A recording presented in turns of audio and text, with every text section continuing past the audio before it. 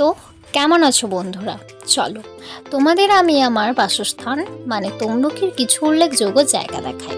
ইনি হচ্ছেন মাতঙ্গিনী হাজরা, যিনি দেশকে স্বাধীন করার জন্য বাম হাতে গুলি লাগার পরও ডান হাতে পতাকা নিয়ে এতদূর পর্যন্ত এগিয়ে এসছেন।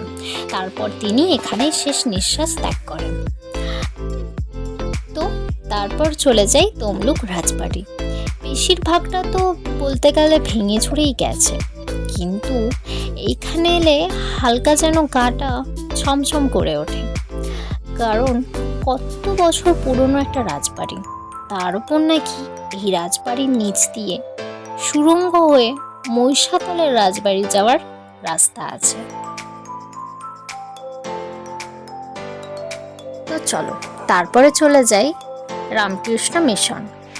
এই জায়গাটাতে দিনে 5 মিনিটও বসলে কি যে শান্তি, কি আর বলবো। তারপর এটা হচ্ছে তমলুক স্টিমার ঘাট। এখানে এত সুন্দর হাওয়া, আর তমলুকের বাইরে থেকে যদি কেউ ঘুরতে আসে তমলুক স্টিমার ঘাট তো আসবেই। তারপর চলে যায় তমলুকের সর্বশ্রেষ্ঠ জায়গা, মা পরঘমিমা মন্দির। বলে নাকি এইখানে মা প্রতিমা অর্থাৎ দুর্গা মায়ের বাঁ পায়ের গোড়ালি পড়েছিল। কতটা পবিত্র স্থান এই জায়গাটা, আর খুব জাগ্রত মন্দির এটা।